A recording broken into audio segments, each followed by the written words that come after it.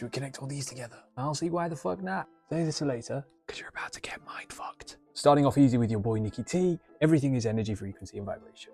This was confirmed when they discovered the observer effect. You know, it does the double slit experiment. For me, it's not about the quantity of the slits, or about the quality. So the double slit experiment is they fired a light source at 2 slits, and then these 2 slits, they bounced off of each other when they weren't watching it, and it created this pattern here. But then something weird happened. Because they couldn't figure out why it created this interference pattern, they decided to observe it. Lo and behold, observing the experiment created the 2 lines, essentially meaning when you're watching it, that it's localized, and when you're not looking, it's just a wave spread over space-time. And this is Max Planck. We've covered him before, and if you're new here, he's widely considered the father of quantum theory. He said that everything that's derived as matter comes from consciousness. So basically everything is outwardly projected from consciousness, and if you're into metaphysics, you'll know that Walter Russell says that everything from consciousness comes from light, and that we're constantly fluctuating between various hues of light. So far we've got Nikola Tesla, Max Planck, and Walter Russell. But you know who else said everything was made of light? Here's a reminder to save this for later and open your mind just a little bit more, please. God did. In every religion. And you know what white light's made up of? All of the colours. If you're into the mystical mumbo jumbo, this is also considered your aura. Here are the different bodies that you have associated with each colour of the rainbow.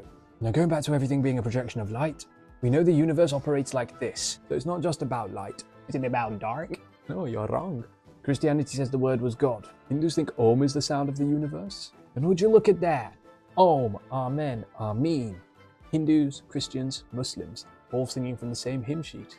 Sadhguru is a total G, by the way. So you have the duality of light and sound, which creates the reality around us, which we interact with. And everyone talks about Tesla's obsession with 3, 6, and 9. I'm going to give you a completely neutral perspective. Are you ready? Now, everyone thinks that 9 is the top consciousness, everything is the 9, 3 is the 3D realm that we live in, and then everyone's like, oh, what do we do with 6? I'm going to fucking tell you, watch. 6 is the transformation level of consciousness. Now, if you're familiar with Billy Carson, you'll know Thoth. And if you know Thoth the Atlantean, you'll know the Flower of Life. And if you saw the Atlantis video on my profile, you'll know that this is this, and that it's made up of all of this. Different hues of light are associated with different layers of reality. Now, there is just one word here, but every single layer of reality has its own sort of realm that you operate in. In Vedic Hinduism, it's divided into 14 realms. And you know what else needs double-digit dimensions? Fucking string theory that says there needs to be at least 11 or 12. How the fuck are we doing all that? Let me tell you, if you haven't already, save this. So we're basically traveling through 14 different realms, through string theory in a light matrix. And the light is made up of various different emotions and experiences that you get to choose how you want to react to them. The lower you are, the lower your vibe, and the higher you are, the easier it is to make heaven on earth, because you're in a place of oneness, love, and gratitude. But when you realize everything is light, there's also the element of dark, not just light and sound. Remember, because if there's light, there has to be dark. Because everything stems from consciousness. This is Carl Jung's idea of how the self works. So you have your ego, you have your shadow, and then you have the self, but you also have external factors such as consciousness, unconscious, collective unconscious, and all of these are constantly influencing your reality. This is creating all the strings and fabrics of your universe. All of these influences and judgments are constantly affecting this, and you're moving up and down this. But because everything's a projection from within, we're taking signals from all of this in the format of light and sound. The body is then processing that light and sound to release hormones, chemicals, and thoughts, further perpetuating this cycle of reality. Now, people think that you need to defeat your shadow, but that's actually really wrong. I'm going to show you one picture on screen, then you want to go watch the video that explains the picture. This is all you must do.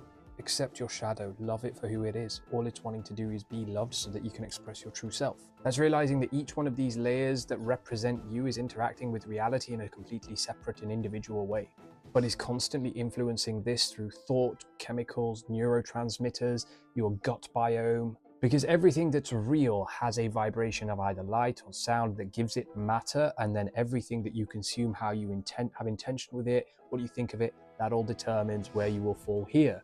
And pure Tao is essentially enlightenment. Enlightenment is authenticity, being yourself and unapologetically living in gratitude, living in love, not really having any judgments. That's what life's about. And if you want to go down the mystical route, there's layers to creation, and you can unlock each body, and that's done through celibacy, that's done through vegetarianism, that's done through the science of pranayama, which is essentially breath work. Because when this is the masculine and the feminine, the dormant feminine energy that lives within everybody, essentially the Kundalini is what we call it in Vedic culture. It has a profound effect on the body, and it's not for everybody straight away, because you have to be secure and rooted in who you are, so financially stable, mentally, emotionally, and physically.